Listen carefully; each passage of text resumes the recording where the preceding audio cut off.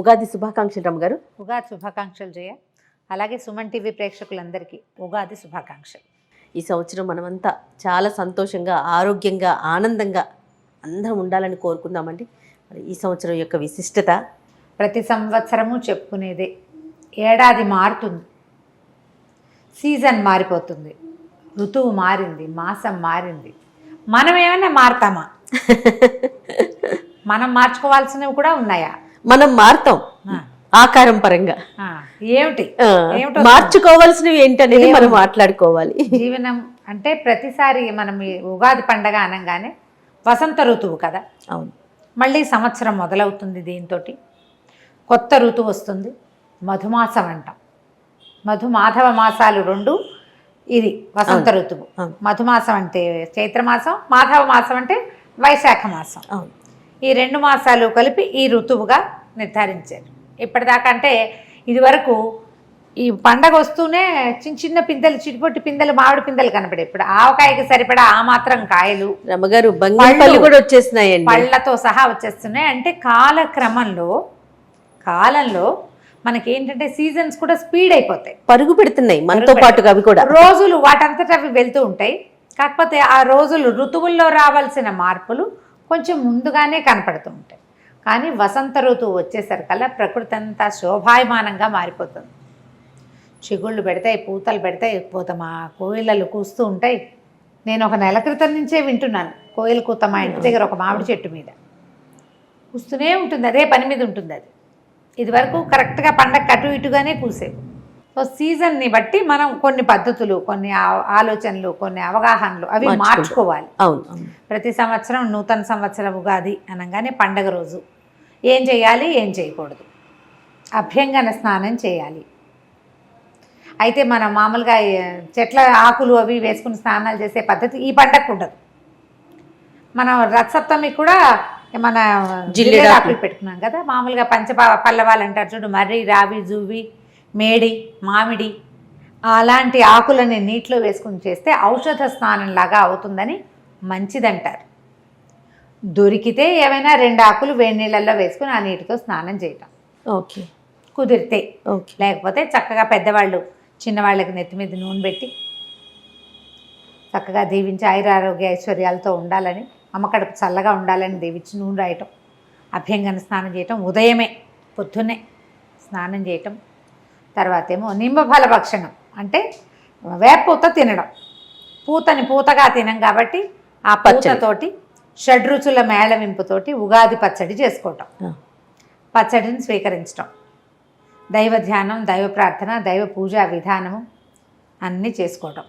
దాంతోపాటుగా చక్కగా షడ్రసోపేతమైన రుచికరమైన పదార్థాలని తయారు చేసుకుని దేవుడికి నివేదన చేసుకోవటం. మన ఆరాధ్య దైవం ఎవరో, మన ఇంట్లో పూజా విధానం ఏమిటో దాన్ని బట్టి. తర్వాత ఆహార స్వీకారం మంచిది. ఏమనాలి దీన్ని, పంచభక్ష పరమాన్నాలు, నవకాయ పిండి వంటలతోటి భోజనం చేయటం.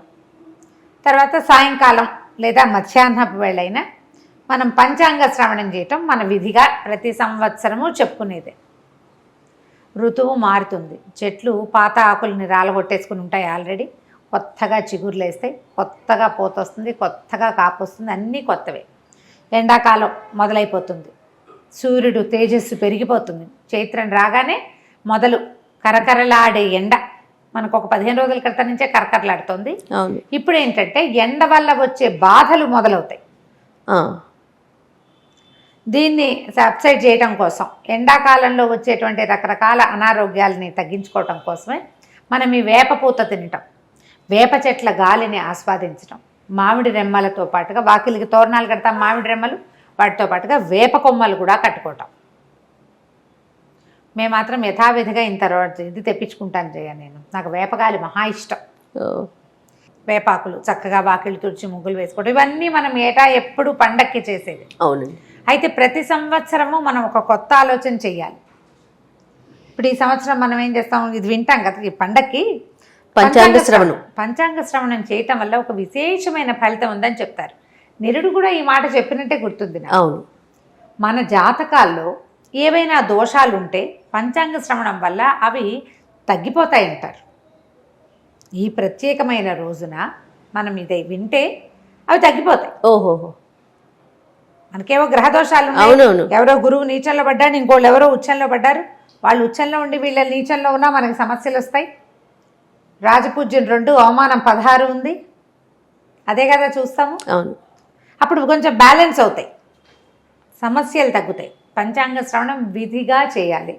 పంచాంగాన్ని ఇది మన ఉగాదికి కవి సమ్మేళనం చేయటం కూడా మన వాళ్ళు అదొక ఆచారం, ఒక సంస్కృతి కింద. స్నేహితుల్ని కలుసుకోవటం,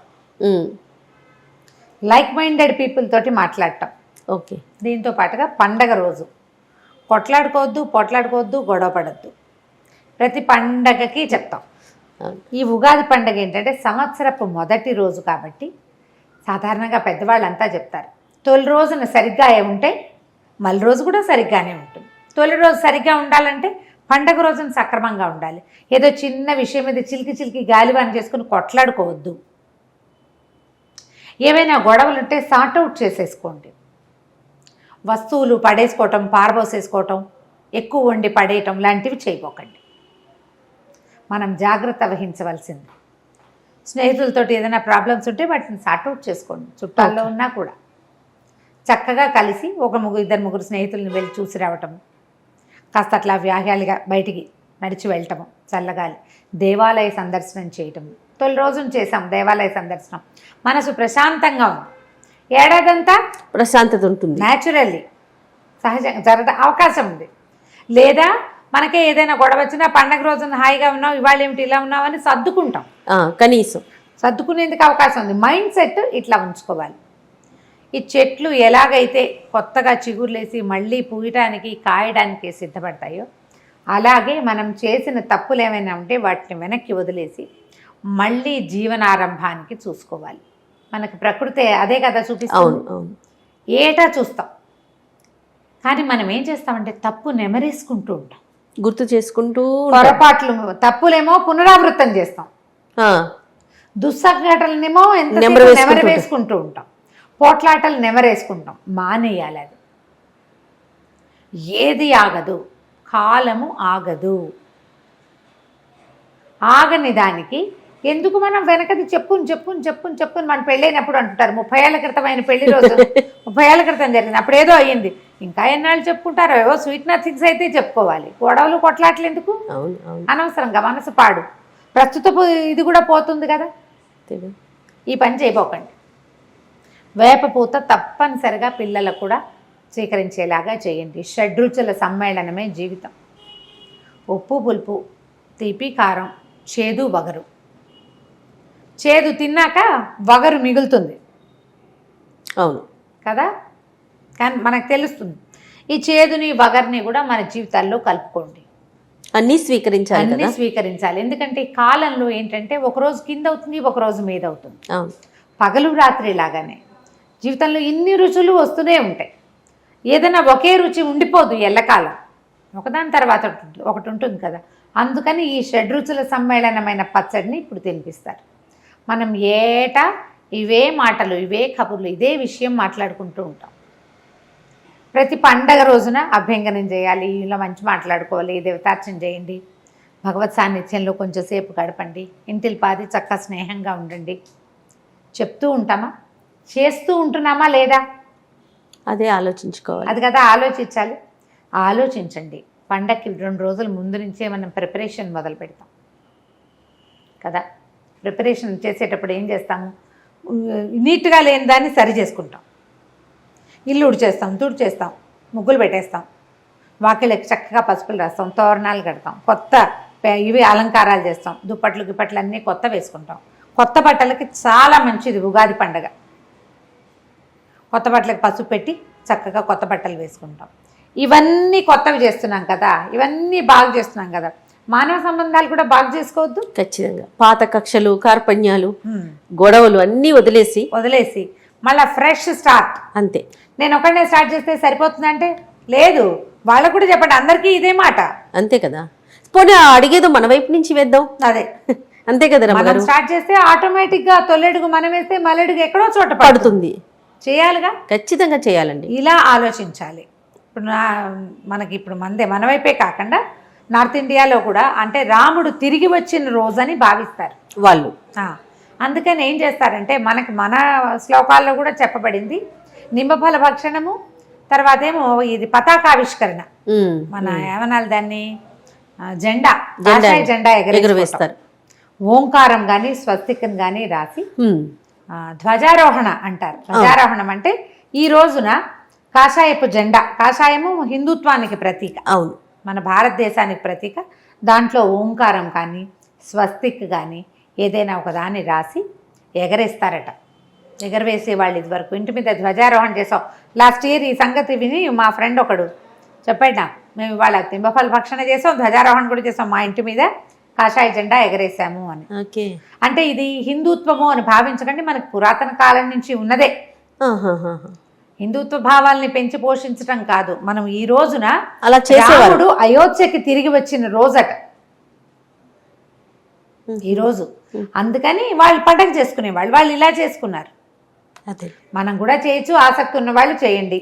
లేకపోతే మన మామూలు పద్ధతి ప్రకారమే వాకిళ్ళకి పసుపులు రాయటం, వాకిట్లో చక్కగా ముగ్గేసుకోవటం, పువ్వుల దండలు కట్టడం, మామిడి మండలు వేప మండలు కట్టుకోవటం, వేప పువ్వు తెచ్చుకోవటం, చక్కగా బాగు చేసుకుని కాస్త చింతపండు పులుసు, అందులో వేపపోత కలిపి, తర్వాత ఉప్పు బెల్లము, ఇదివరకు మిరియాలు వేసేవాళ్ళు, తర్వాత కాలంలో పచ్చిమిరపకాయ వేసుకుంటున్నాము మనం. వాళ్ళ తర్వాత పచ్చిమిర్చి అలవాటు అయిపోయింది కదా.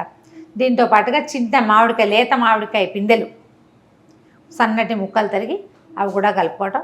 నేనైతే ఎవ్రీ ఇయర్ చెప్పేది 2-3 అరటిపళ్ళు వేసుకుంటాను, నేను బైండింగ్ బాగుంటుందని. ఎవరెవరి అలవాటు మట్టి, కొన్ని చోట్లేమో దాన్ని ఏమంటారు పుట్నాల పప్పు వేస్తారు, చెరుకు ముక్కలు వేసుకుంటారు, దానిమ్మ గింజలు వేస్తారు, జామ పళ్ళ ముక్కలు వేస్తారు. మీ ప్రాంతపు ఆచారాలు పద్ధతుల ప్రకారం వేప పూత వేసినటువంటి ఉగాది పచ్చడిని స్వీకరించండి. గొడవలు లేని ఉగాది పండగ, ఆరోగ్యాన్ని కలిగిన ఉగాది పండగ మన సొంతం కావాలి అనుకోండి. పండగ బాగుంటే ప్రతిరోజు పండగగానే ఉంటుంది. పైగా ఇటీవల కాలంలో ఏంటంటే మనకు కొన్నేళ్లుగా న్యూ ఇయర్ జనవరి 1కి ఇచ్చిన ప్రాధాన్యత మనం ఉగాది పండగకి ఇవ్వటం లేదు. పిల్లల్లో కొంచెం ఉత్సాహం తగ్గుతుంది. అంటే పెద్దవాళ్ళు మనం చేయకపోబట్టే కదా ఇంట్లో పిల్లలకి తెలియకపోవటం. ఇది మన దేశపు పండుగ, మన పండుగ. పైగా డిసెంబర్ 31కి జనవరి 1కి వెదర్లో వచ్చే డిఫరెన్స్ ఏం లేదు. అవును, డిసెంబరు జనవరి పేర్లు మారుతాయి, ముందు రోజు చలే మర్నాడు చలే. మనకి చూడండి మా ఫాల్గుణ మాసం చైత్ర మాసానికి ఎంత డిఫరెన్స్ వచ్చేస్తుందో. అవునండి, డ్రాస్టిక్ చేంజ్ కనిపిస్తుంది, విపరీతమైన మార్పు కనిపిస్తుంది. పండగ వెళ్ళిన 3వ రోజు నుంచి కాలడం మొదలు పెడుతుంది. మనకి వెదర్లో వచ్చే మార్పుని తెలుసుకోవాలి. పైగా ఇప్పుడు ఎండాకాలం ఏంటంటే మనకి ఎండ వల్ల వచ్చేటువంటి బాధలు ఎక్కువ వస్తాయి, ఆట్లమ్మలు, పొంగులు, అలాంటి జ్వరాలు వస్తాయి, స్కిన్ ప్రాబ్లమ్స్ వస్తాయి. దానికి వేపపూత మందుగా పనిచేస్తుంది. వేపపూతని అమృతంగా భావించాలి. చక్కగా మంచి ఎండిన వేపపూతను సేకరించుకోండి, అట్టి పెట్టుకోండి. సంవత్సరంలో కొన్ని నెలలు బాగా వర్షాలు తగ్గి చలి ముదిరేదాకా కూడా నెలకోసారి తినచ్చు. ఈ సీజన్లోనే వేపపూత దొరుకుతుంది కాబట్టి పూతను సేకరించి పక్కన పెట్టుకోండి. వేపపూత సేకరించడం, దాన్ని వేయించుకుని ఎలా తింటామో కావాలంటే మనం కిచెన్లో ఒకసారి చూపిద్దాం. తప్పకుండా అండి. ఆ వేపపూత అప్పుడప్పుడు ఒక చిటికెడు అంతైనా నోట్లో వేసుకోండి. నేనైతే పచ్చి వేపపోతే తింటాను, ఎప్పుడు అంటారు కదా, తింటాను నేను, చాలా ఇష్టం నాకు. ఆ చేదుని ఆస్వాదించడం నేర్చుకోండి, అది ఒంటికి చాలా మంచిది. పండగలో భాగంగా దాన్ని కూడా తీసుకుంటాం, అంతే కదా.